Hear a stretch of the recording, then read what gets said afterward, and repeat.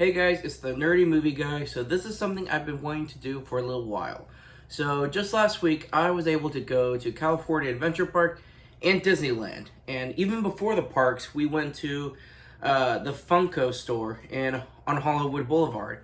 So me being kind of this guy that likes to collect things, movies included, I wanted to get stuff at Disney. So I've kind of collected a lot of stuff. And I just kind of wanted to show you guys what I got. Kind of give you a sneak peek as to what you can find there. There are some collectible items based off of the rides. Some fun, neat little stuff. Some early holiday items that I was able to pick out one of those things.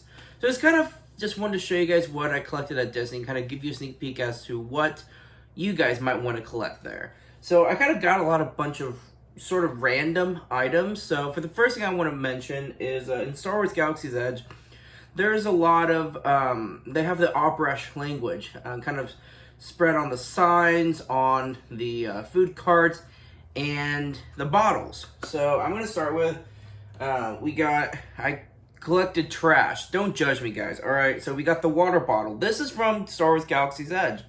It's kind of neat, you know, it's just a Dasani water bottle, but having the text on these bottles, I thought was kind of neat. Of course, you get home, you rinse them out. They kind of make some neat collectible items, and of course, you don't spend too much on these versus, you know, a droid or lightsabers. So I thought this was something that's pretty cool. And if you kind of want to be a completionist, there's kind of a lot of different food items there. So we got the Diet Coke from Star Wars Galaxy's Edge. Now, if you notice, kind of in the shape of a hand grenade from Star Wars. So it's pretty neat. You got, you know, that lid, kind of feels Star Wars-y. So this was pretty cool. It's kind of, again, collecting trash may not be the coolest thing, but I thought it was neat, and I'm going to put on my Star Wars shelves. I don't care.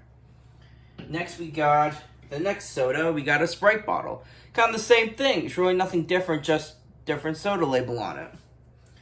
And now, I believe it was California Adventure Park where they have the Marvel Land. I forget what it's really called. I think it's called Avengers Campus. So in Marvel Land, they have Pym Test Kitchen, where there's some giant food, some really teeny tiny food, and they had this beer I wanted to try. I forget what it was mixed with. Of course, it doesn't really say a lot of what's in it. A lot of the food at Disney just has, you know, some character or movie-themed name for the choices on the menu. So anyway, when I got this beer, they gave me this. It was kind of like a beaker for Man. So of course it's got the you know, the 500 milliliters on there. I don't know if you can really see through the video, but I thought it was kind of cool. You know, it's cups, collector's item, whatever. I don't care. So let me show you guys a little bit from the Hollywood Funko store. I know it's kind of a damage, but they had Funko.com exclusive. They had Deathstroke, so I'm a DC fan. I like Deathstroke. He's one of my favorites, so I picked this guy up. And then next we have, if you've watched Marvel's Werewolf by Night, we got Man-Thing, renamed Ted. I thought this was pretty cool. This was a neat piece. I wanted to have it. On the back, it shows they've made just a handful of the characters from this special. So this was a neat Funko Pop, and I wanted to have it. And then, obviously, I'm a big Spider-Man fan, so we got The Amazing Spider-Man from No Way Home. This was something I've been looking for a little while. And, of course, it's not all that expensive on Amazon. Just kind of finding it for a retail price, mostly. It was kind of cool to find. And then this was the Funko.com exclusive from Disney 100. It's kind of their own take on a Spider-Man Funko Pop. So I thought this was pretty cool. I like this. It was something to have from the store. Of course, being a Spider-Man fan, this was kind of a no-brainer looking at the shop in this place. So I picked that one up. And then, of course, we got the Friendly Neighborhood Spider-Man from Spider-Man No Way Home. I apologize, guys. I noticed there's a glare on the Funko Pops for my video area here. But I thought this was cool. It's one I wanted to have, and I found it there. Like I said, it's the same thing on Amazon. It's not really that expensive, but finding it for mostly retail price was kind of neat to find. Plus, finding something that's sort of rare in the wild is usually pretty cool. It's the same for collecting any kind of statues or figurines, memorabilia, and it's the same thing for movies, which is kind of what I've been getting into the past couple of years. And then, so the Funko store had a box lunch exclusive. They had the Green Goblin. So, of course, I had to have this one. This one's pretty neat. You can't really tell, I don't think, but he has the glider with him. So I thought that was pretty neat. So, of course, had to pick this guy up. And then, so this was something that was kind of like a gag joke when I went with my friends to Florida a few years ago to Disney World. I wanted to get a Disney snack, so I got chocolate almonds. So here we are at Disneyland, so I got chocolate almonds. That's really all to it. It's just a snack. What's next, guys? So for the Spider-Man ride, I won't spoil too much. Basically, the story is Spider-Man has built this spider bot, and it's duplicating itself, and they're all over. So that's the ride, as you're firing at the spider bots. They had a $100 version of a remote control spider bot, where you can put different skins on it from different Marvel characters. I knew I was gonna be getting a lot more in Star Wars, so although this was cool to have, I didn't want to get that version. So I sort of just got a cheap miniature version. But I wanted to have it. I thought it was kind of cool. Of course, I'm going to put this on my display shelves. I have a Spider-Man display shelf, so this guy's going to go there perfectly. And I didn't know, okay? I thought this was a little statue for Spider-Man.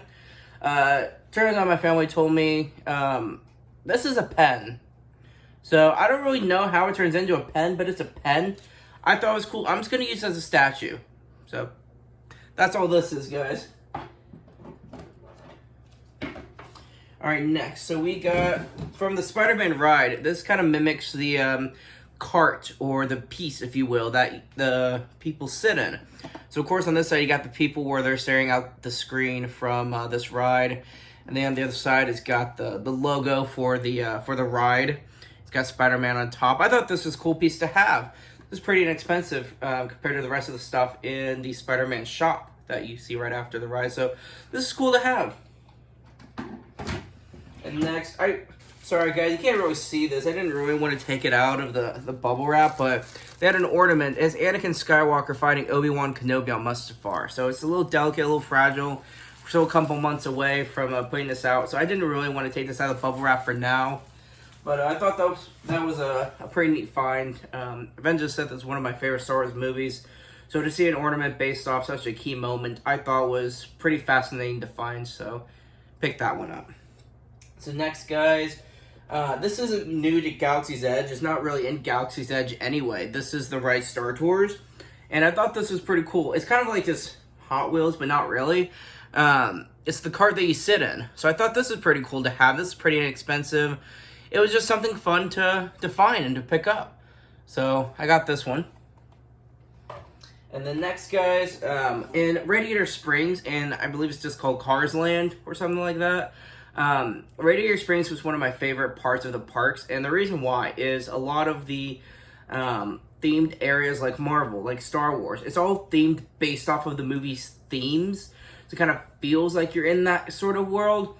The town, Radiator Springs, in Cars Land, the section in the parks is Radiator Springs. You enter in the beginning of this road, and each and every building in Radiator Springs is either a ride or a shop or a food stop.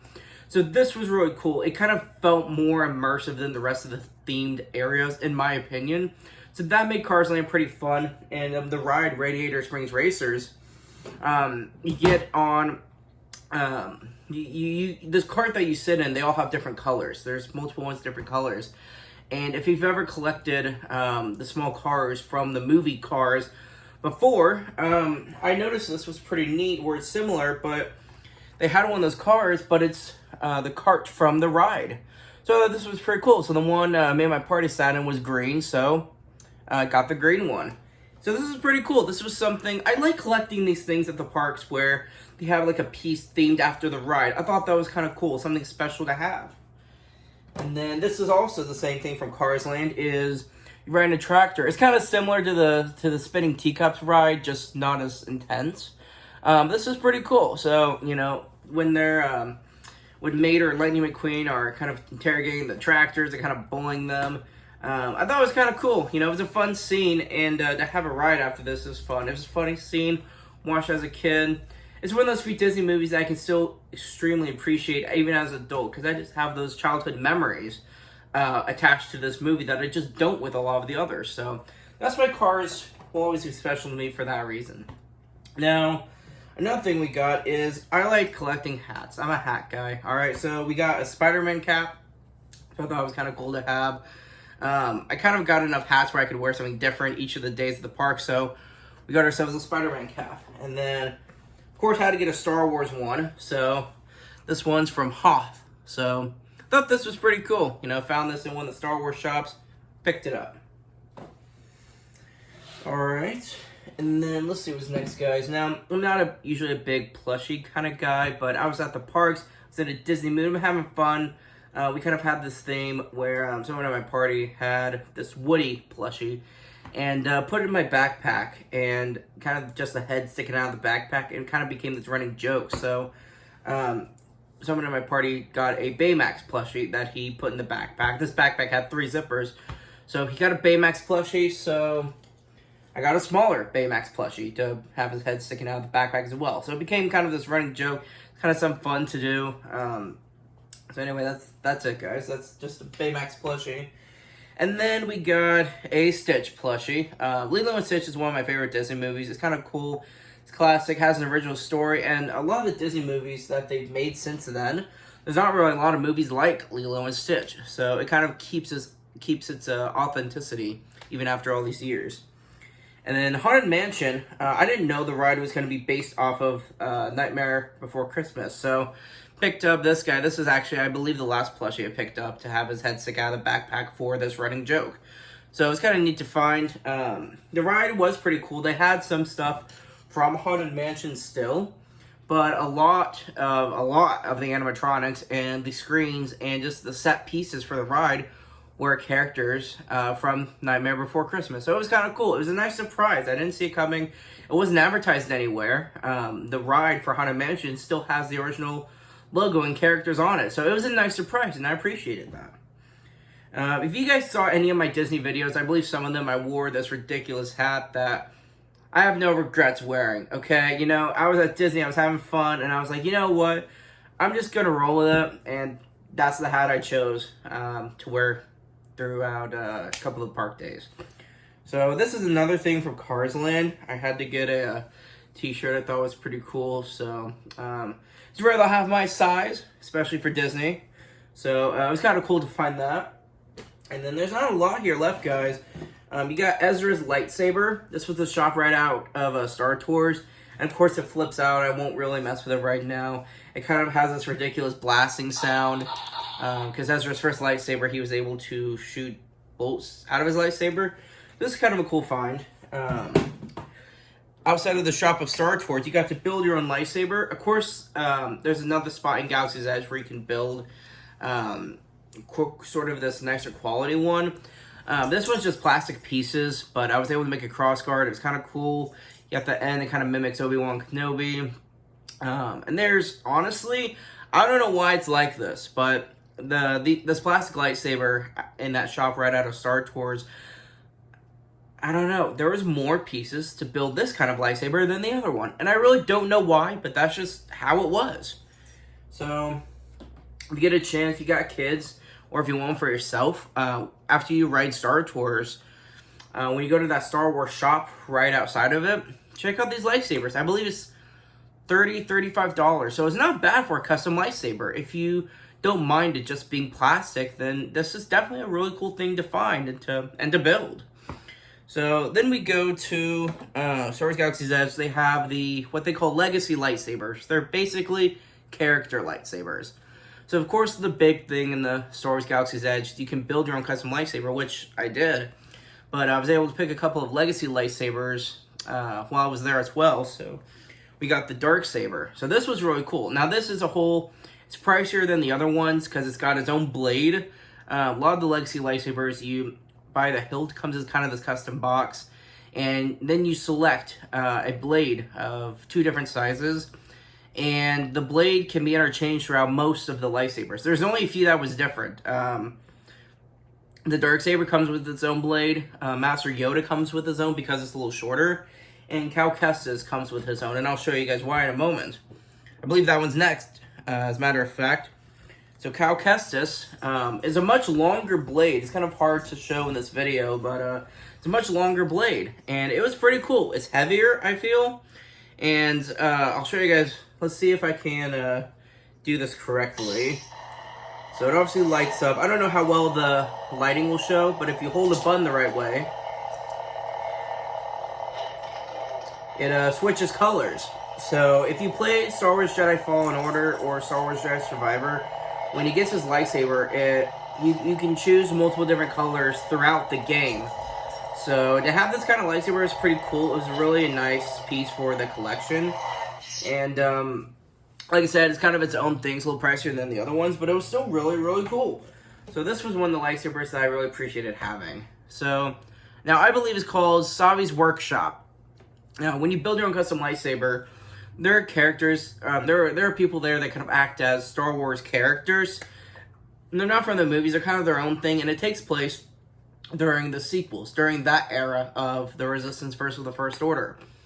And I won't spoil much for you guys. You know, they're talking as if building your lightsaber is this whole experience, and it was. So when you're outside of the shop, when you have your reservation, I believe it's still reservation only. When you get up there to pay for your slot when it's time, you have 4 different choices of different themes for what kind of lightsaber you're going to get, and this will determine what kind of pieces you'll have. So I chose Power and Control. I thought it would kind of have this Sith lightsaber, so I thought that was kind of cool. And someone else in my party chose a different one. And this was pretty cool because when you get inside, the people are kind of lined up at this table, and as the guy's speech is going on, as he's building up the suspense, the story for what you guys are doing, it kind of makes it an immersive experience. They bring out these trays of different pieces depending on which kind of selection you chose outside. So it's pretty cool. And after everyone's done building it, they kind of, of course you choose your lightsaber color in there as well, but you kind of stick your lightsaber hilt into this kind of machine, I guess. And the employees, they'll put the blade on for you, but it's in this tube, I guess. And, you know, after everyone selected the crystal, the tube opens up, and the lightsaber is now on, and everyone gets to see their colors all at once. So the room is dark. It kind of lights up the colors of the lightsabers of whatever colors the people there chose. And kind of have everyone raise it up at the same time so you see the lightsabers lined up. It's kind of cool. It's kind of cool. The dialogue is also, in my opinion, a little corny, but that's just from an adult's perspective. It's definitely meant for children. But if you don't really care about the dialogue of a Disney employee, then you're just not going to care about this, and it's not going to bother you like it did for me. It wasn't that big of a problem. It was just something I noticed that I just felt like, you know, can we just move on already? But anyway, it was a cool experience. I'll show you mine. So this was the hilt I was able to choose. So there's a lot of pieces I could choose from, but this was really, really cool. It kind of got that belt loop on there, hook on, and a lot of the pieces were really, really neat. I really enjoyed building this lightsaber, and the color I chose was blue. But what's interesting is the shop outside of this one, where you buy the Legacy lightsabers, depending on what kind of custom lightsaber you got, you actually get to choose. You can buy other color crystals. And the thing about the lightsaber that you can custom build is even after you've built it, you can take it apart and put it back together again over and over. And this allows for you to be able to switch the lightsaber color crystals. So that was really cool. I picked up those color crystals. I don't have them with me right now. It was something that was kind of a really neat find. It was a really neat experience. So the last thing is when you go to Oga's Cantina, of course there's different wine, different beer you can select from. This was a pricier set, but this set is meant to mimic a Rancor's teeth. So when you get this set, each cup here is actually a Rancor's tooth. So that was pretty cool, and you get 4 different beers to try. I don't know if you can see on here, it's 1, 2, 3, and 4. The 4th is meant to be the stronger one. So this was a pretty cool set to have. So this is what it looks like, the set, or the cup. So that's been my haul, guys. Thank you guys so much for watching. I absolutely love visiting this place, visiting Disney. And there's a lot to get, a lot to look at. So thanks for bearing with me for this video. Thanks a lot, guys.